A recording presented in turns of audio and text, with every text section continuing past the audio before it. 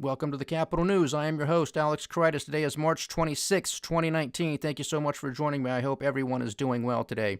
So a couple stories that I would like to address today has to do with our buddy Adam Schiff, because he's back in the news today after some pressure and some fire has been lit under his feet. I do want to talk about the breaking news in regards to the Jussie Smollett case. I do want to follow up on some information that I sort of alluded to last week in regards to Judicial Watch and Clinton emails being released. That has taken place, so I do want to touch on that a little bit today. And then there's also some more news out in regards to Obamacare, as we have some Republican attorneys general taking this back to court. So this is going to be very exciting, because the government should have zero business in health insurance and in medical care. If they want to oversee things, if they want to place laws to regulate some things, this, that, and the other, okay, we can have a discussion. But to be involved to the extent that they have been, and according to the lunatic fringe, they just want to go full throttle on this, we got to stop it. We got to put an end to it, because it's a political football. The government doesn't know what they're doing. They waste our money. They waste resources. It'll just be a catastrophe waiting to happen. And we cannot allow that to take place. But the first story I want to get to is with Adam Schiff, which of course is in regards to the Bob Mueller report. So real quickly on the Bob Mueller report, according to a Justice Department official, there are reports out that Bill Barr's, the Attorney General, his report that will be released to the public will be weeks away, not months. So weeks, not months, which is a good thing. That's what we had sort of talked about. This is a political football. The country wants to know what's going on. The country has a right to know what's going on. That's the basis of our constitutional republic. If we're going to govern ourselves, we have to know what's going on behind the scenes to some sort of degree. I would like it to be more than what it has been, but again, I understand classified information. I understand the need to protect sources and methods. If you have people out there who are risking their lives for our safety, it's just respectful, if in fact the information is in there that needs to be protected in regards to sources and methods. You got to keep those people safe, because they're doing their job to keep us safe. So I get that. I understand that. The other thing that we are expecting is that the White House, once they have this report, they will assert executive privilege to some varying degree. Again, that's going to depend on what's in the report. We don't know.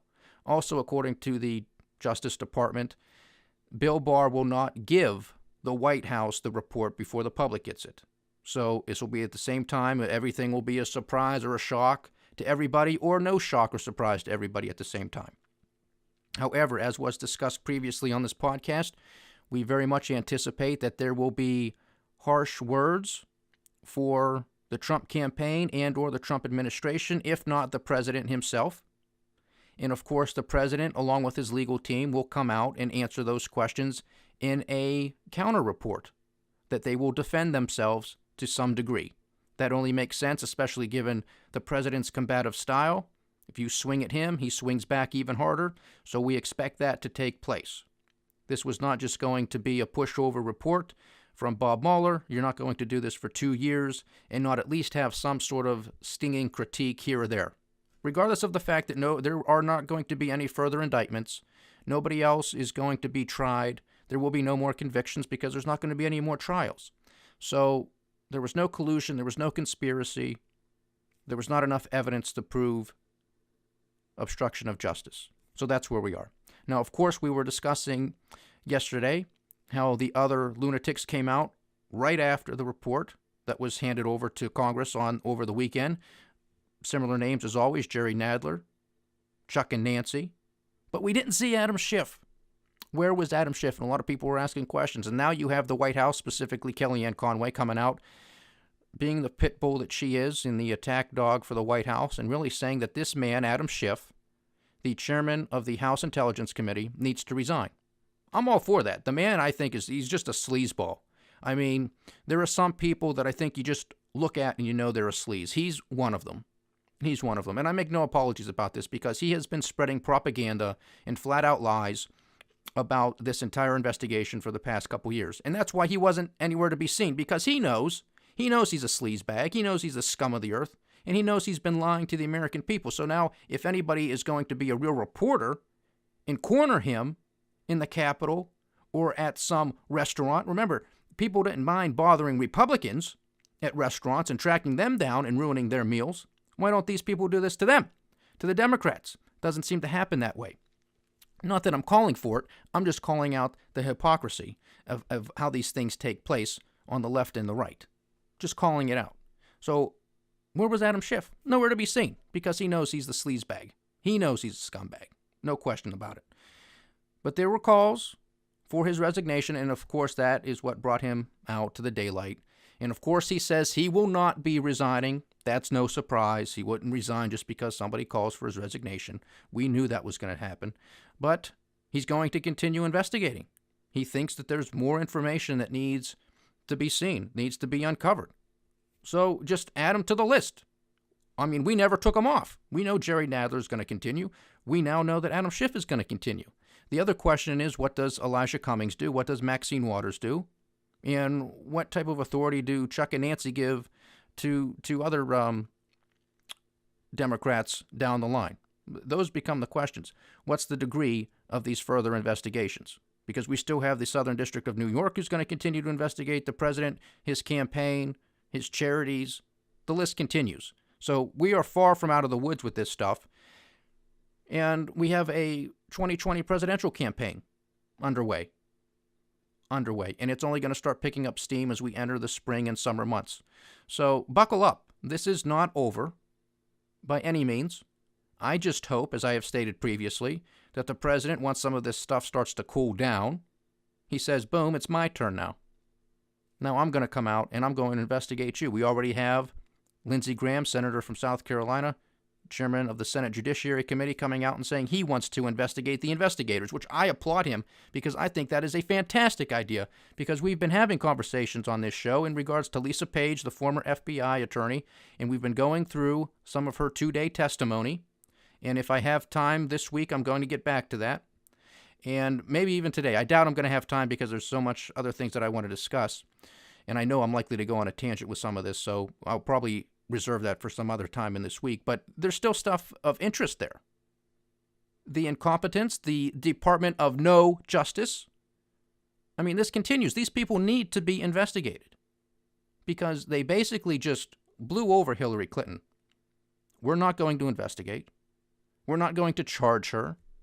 We're going to come out and give a statement on July 5th. That's Director Comey. We're going to throw the book at her.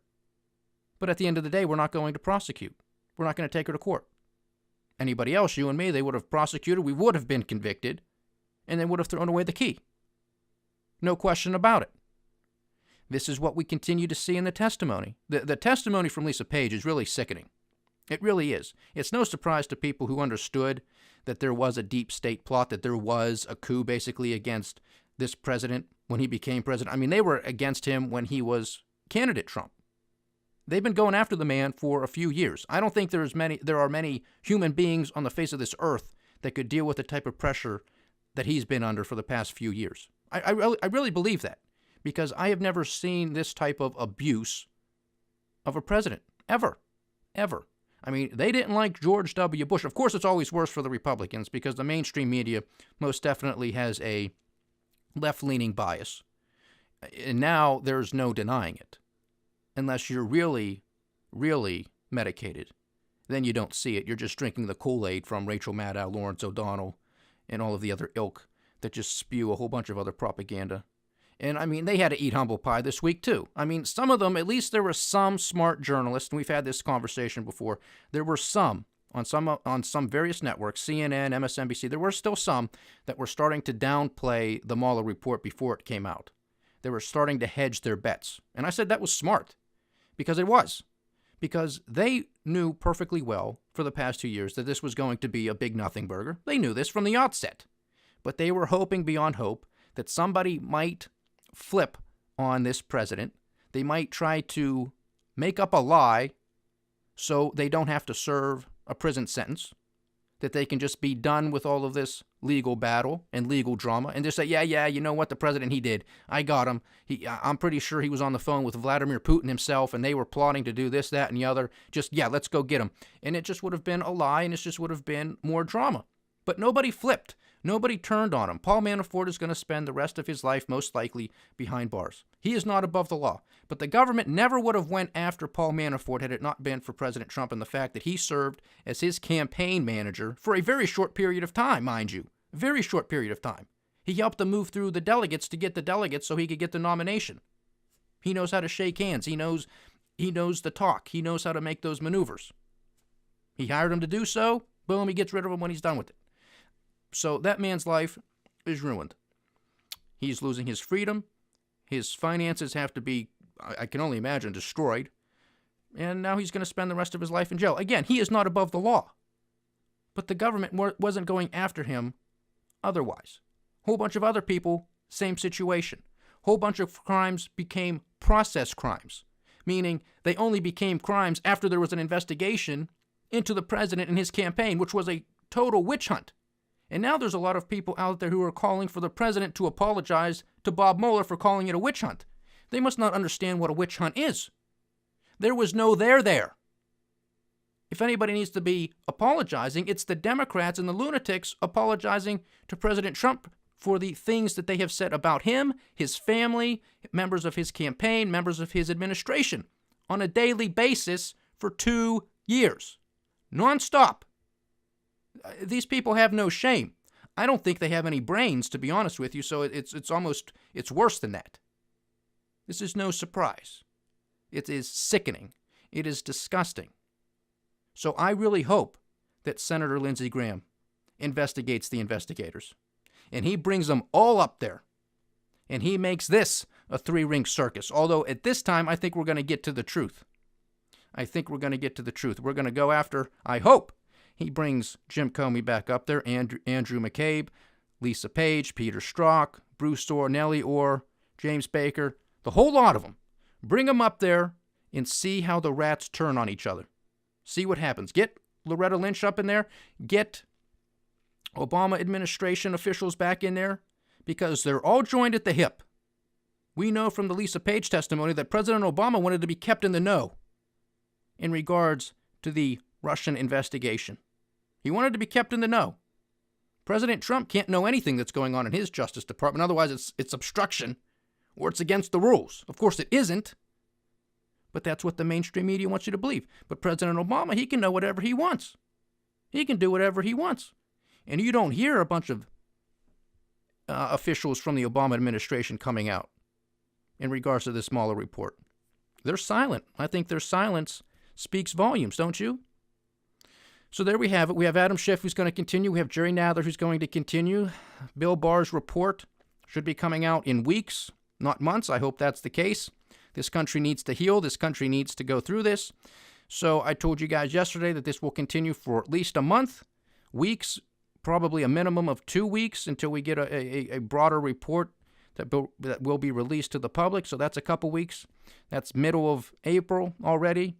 So we're talking well into May that we'll probably continue this discussion, because then again, you're going to have the report from the White House on the backside, defending themselves. And who's going to blame them? I just hope that at the end of the day, we get true justice, that these Democrats, that these investigators who knew from the outset that the Steele dossier was a fabrication. Somebody knew, believe you me. It wasn't everybody. I'm not going to throw everybody in the FBI under the bus, because most of the people in the FBI and in our intelligence community are good people and do a great job protecting us. But there are some slime balls at the top. A lot of the names I had just rattled off. They knew, at least a couple of them knew, that the Steele dossier was paid for by Hillary Clinton, the DNC, and put together by Fusion GPS. So we'll see what happens. But the truth better come out. Justice better be served. And I hope the president takes them down. I really do, because the country needs it. Now, moving on to Jussie Smollett. This was breaking news today. Of course, I'm sure a lot of you have seen this on the news today or caught hold of it on your social media platforms. But prosecutors from Chicago are dropping all charges against the actor Jussie Smollett. Jussie Smollett is a black homosexual.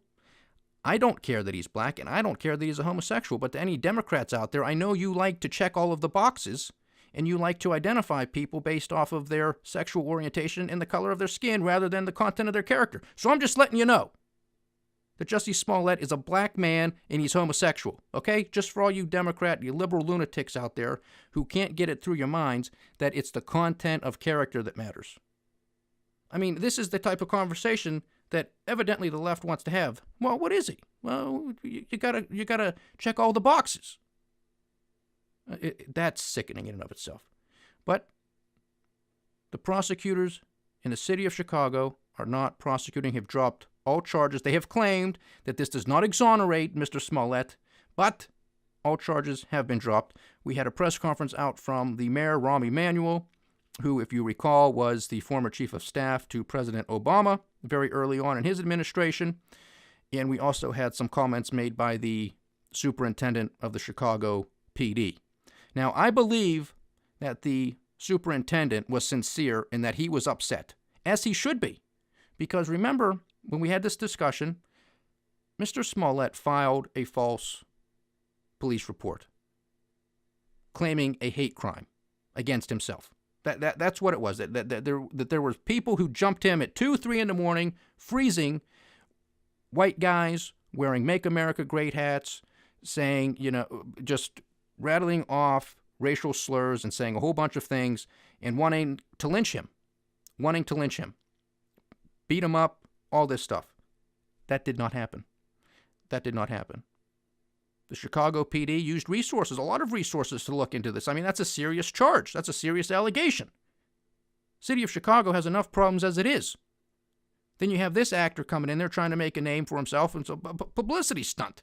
That's all it was. It was a shame. And we thought we were getting to the bottom of it, and that the real criminal, Jussie Smollett, was going to be charged, tried, and hopefully convicted, just based off of what we knew in the public realm. Well, that's not taking place. That's not taking place now. All charges have been dropped. Now, Rahm Emmanuel coming out, I don't know if I trust him or not, because he's a little bit of a sleazebag too, in my opinion. So he's saying the right thing. I mean, how could it, politically speaking, it's easy to side with your police department, who should be livid. And I hope that Mayor Rahm Emmanuel is livid and upset about it. But I don't know. But this is a shame. And I think this goes to a bigger picture, because there's definitely, we've had this conversation before with a two-tier justice system. We have this man, Jussie Smollett, who staged a quote-unquote hate crime, blamed it on 2 other people. We know this did not happen. We know he staged it. We know he sent himself a letter through the mail that was basically, a letter of hatred, that he was threatened. And then, of course, you have to remember, and I think this is the linchpin, and I use that word intentionally. You have to remember that I don't believe in coincidences. And this is why I brought this up when I was discussing this case with you guys previously, probably already a month ago, if you can believe it. What also took place around this time? We had Senators Cory Booker, Spartacus, and Senator Kamala Harris of California pushing through the Senate an anti-lynching bill. An anti-lynching bill. The same time, I said there's no way that you have a hate crime involving lynching or the threat of lynching, and then you have 2, I want to use this word lightly, prominent, just in the fact that they are known, and they are both 2 2020 presidential contenders, that they are pushing through an anti-lynching bill. So I think that's where this whole thing stinks. Because in the court of law, it might just have been the case, and I believe this was going to be a televised case, but nevertheless, there would have been reports out. I think the truth might have come out that maybe, just maybe, somehow, Jussie Smollett and Kamala Harris and or Spartacus were connected. Were connected.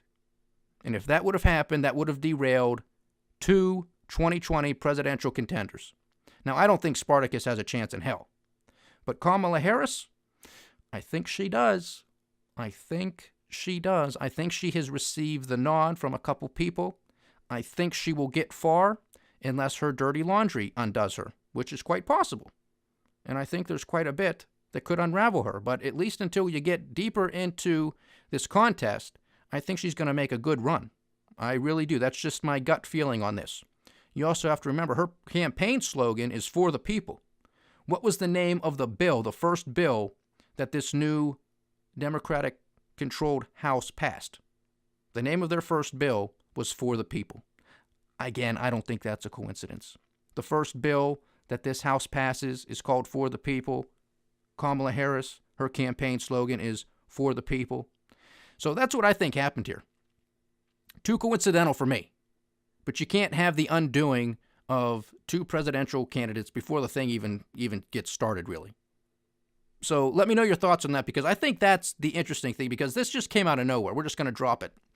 But he's not exonerated. I don't know. This is just too easy. It's too easy. And the fines that he should be paying should, hurt him financially. I know we have a constitution and you can't do unjust penalties, and that's fine. I get that, and that's right. But, this is just, again, it's 2-tier justice system that we have in this country. Unbelievable.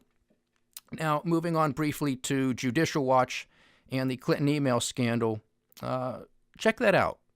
Check that out on YouTube. President Tom Fitton of Judicial Watch, he gives weekly updates, and if there's something breaking, he's on there. He has multiple videos out there on YouTube, and you will see him occasionally on the news. Typically, you'll see him on Fox News, but check that out. They did get further emails from the Hillary Clinton email server that she had in her home in New York in her bathroom. So the State Department finally uncovered additional emails. I think there was some 750 pages of additional emails. And according to what Tom Fitton had said, that at least 5 of them contained classified information. So despite the fact that Hillary Clinton said that there were no classified documents on her server and that anything has already been turned over and is in the public domain or is in the hands of those who need to investigate, well, that was all a lie. It was all a flat-out lie. She knows. She knows. It's incompetence, too, of maybe not knowing, but she's definitely lying on a handful of other things, too. No ifs, ands, or buts about it. So just how this all connects to the Russia collusion thing? Well, if you're going to go after a whole bunch of people, such as Paul Manafort, FARA, Federal Agent Registration Act, well, we know from the Clinton Foundation investigation that that's how the Clintons operated. But they didn't dot their I's and cross their T's either. While you're putting Mr. Manafort behind bars for the rest of his life, I hope we go after the Clintons. I don't know if that'll be something that Senator Lindsey Graham goes after too, but I hope it is. And if it's not him, stay tuned. We still have the Inspectors General reports coming out. Those are still waiting in the wings to come out. So what are those going to find? And those are supposed to be investigating the investigators. So it's going to be a very interesting spring and summer. It's going to be very interesting. And then we still have U.S. Attorney John Huber out of Utah, who may be looking into the Clinton Foundation investigation. He might be the one heading that up, amongst other things, to my understanding anyway.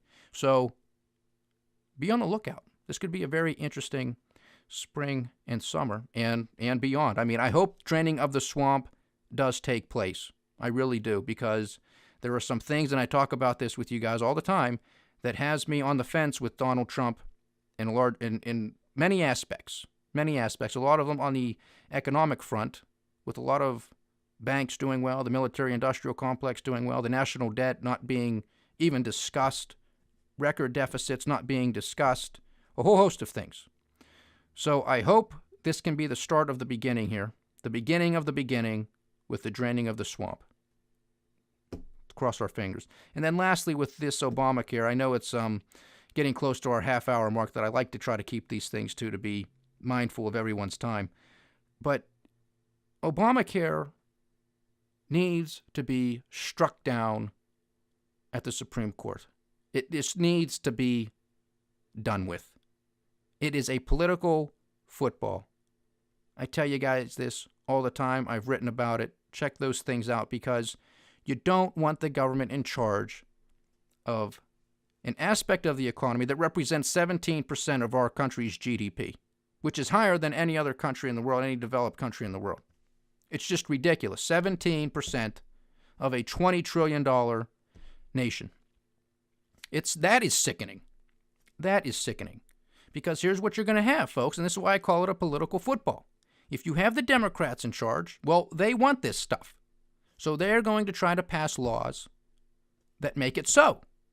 Then you have Republicans. Well, it's just a matter of time before they become the president or get control of the House and the Senate. And they say, we don't want this stuff.